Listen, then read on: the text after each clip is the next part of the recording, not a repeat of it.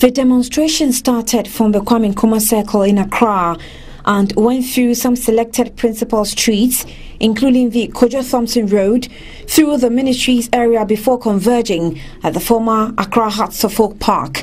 Some of the placards read "Stop Corruption Now," "Declare Your Access to Ghanaians," "Sack Corrupt Officials," "Put Our Interests First," and many others. Leaders from the Progressive People's Party, including the vice presidential candidate in the 2012 elections, Eva Loko, chairman of the party, Ni Alotebriu Hammond, convener for the Transparency and Accountability Forum, Saka Salia, and many others joined in the demonstration. The police marshaled the demonstrators through the streets with no incidents of violence. At the Hearts Park, where the demonstrators converged, leaders addressed them in turns, expressing satisfaction about the demonstration while calling on government to address the issue of corruption. This chief executive, I said, what you about? No, you know, no Oba, no Obayadina. Oh, yes, Oba satisfied, President. Oh, yes, Oba satisfied, any minister. No Oba, not the Yano Waye. It is Sadi, a twin Basua in Kayama, Ghana. From doing what we have to do so that we can become a true middle income country. We are told that we are lower middle income. When are we going to become top middle income and even get into the higher brackets? But if you look at the park we are standing in, with all the filth around us, we are going to live here with all sorts of diseases. And that in itself does not make a healthy, productive person. So we are asking all of you to understand the evils of corruption. That corruption is what is preventing us from moving forward. In an interview, the vice presidential candidate of the PPP in the 2012 election, Eva Loko, said Ghana will become a paradise on earth if elected leaders are able to curb corruption to the barest minimum. Yes, corruption is around, as people want to say. We believe that it can be uprooted. Even if not everything, we are only human, even if not everything, at least corruption can be minimized to the level where it does not destroy the basic necessities of life for each and every Ghanaian. Every Ghanaian needs shelter. Every Ghanaian needs food. Every Ghanaian needs clothing. If we have all these property, this gold, diamond, oil, etc., and we cannot give these three basic necessities to each and every Ghanaian, then we are completely a hopeless country.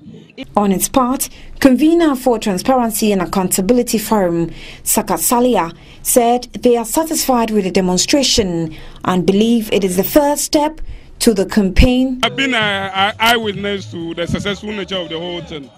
The people here is about 3,000. That is quite a respectable number of people who actually come out to demonstrate their vehemence, their disagreement, their disgust against the way government ran this country. Corruption has engulfed us. Corruption has been at the top, right away from the president down to the common laborer. And that is not good enough as a nation.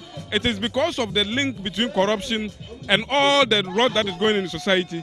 That's the reason why we are here. You know that I am part of the TAF, that is Truth and Accountability Forum. The reason why we are part of this PPP demonstration is the fact that we are disagreeing vehemently with the tariff increase. And for that matter, it's not something that is being done by only the Progressive People's Party. We have partners from the Young Patriots, we have partners from the Truth and Accountability Forum, we have partners from CPP, we have partners from University of Ghana Commonwealth Hall, we have partners from Zulu community in Accra Poly, as well as several other individuals and organizations who believe in what we are doing and have all joined hands with us, and we are doing this demonstration. That's why if you hear our chairperson, Honorable Samia, he's been telling the media over the past time that the country needs an alternative policy. See, if you are drinking from one stream, as in a rural community, and the stream keeps on giving you malaria or diarrhea, my brother, you and I know that common sense tells us you have to stop drinking from that stream. Is that There are separation of powers according to the Constitution. The executive, the legislature, and the judiciary must all be separate and distinct. How come that we have a member of parliament who is also a member of the executive, who would do the oversight responsibility?